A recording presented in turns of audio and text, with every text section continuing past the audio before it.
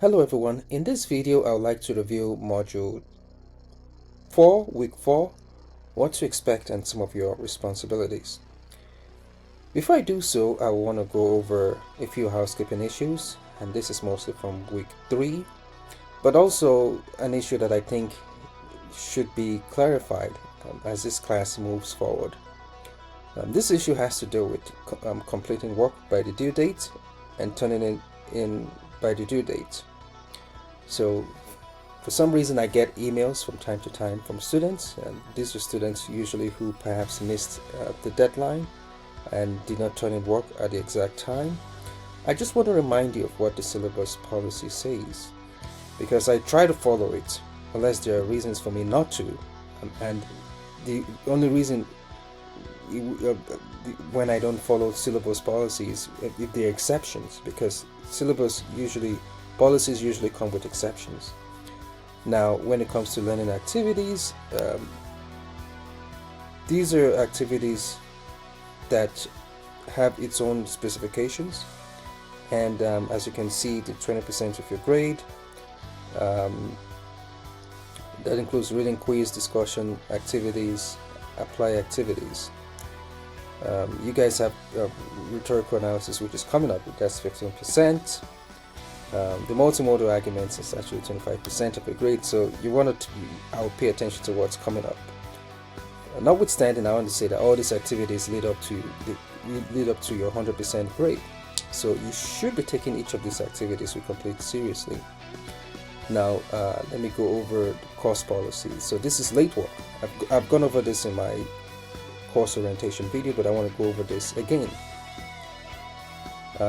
So if you cannot turn in work, let's say for some reason something is happening and you need additional time, it's up to my discretion, but you have to reach out to me before, not after something is due. So this becomes a pattern when I get emails from certain students, and I'm saying this not because it's a big issue, but once in a while I get emails from students, and I want to clarify because I want to be fair to you all. When a student asks me to forgive their late work, they say that indirectly, not that they state it explicitly. When they turn in work way after I've graded the work, the missing work, the activity or assignment already. So these are the policies. There are policies for activities, especially when it comes to grading. If you notice here, it says late work will not be accepted for learning activity assignments such as discussion, quizzes, exercises, and workshop without the approval of the instructor.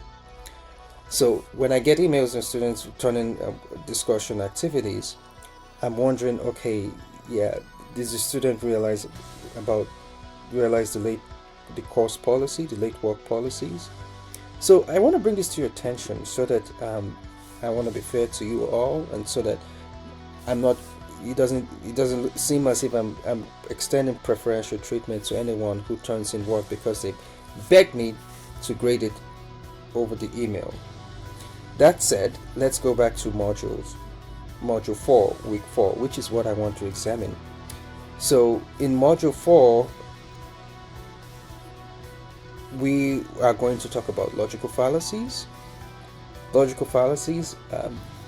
is something that I think you probably are anticipating if you're following the course calendar. You have chapters 5, 6, 7. Again, nothing surprising about this. If you're following the course schedule, you should know this is coming up. You've got a quiz to take, which is covers quiz 3, covers chapter 5, 6, and 7.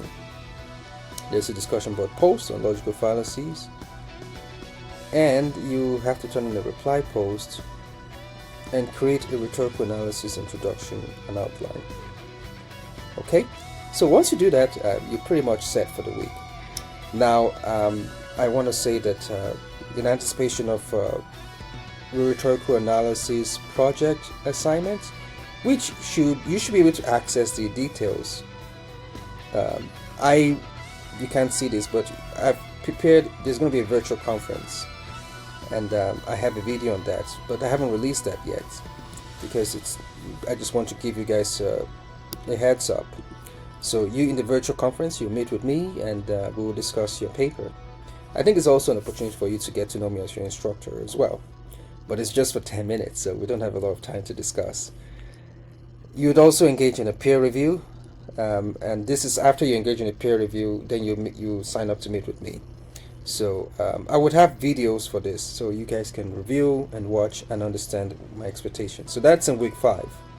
So for now, in week 4, all you need to be concerned about is week 4. So I'm giving you a heads up that there's going to be a peer review and there's going to be a virtual conference.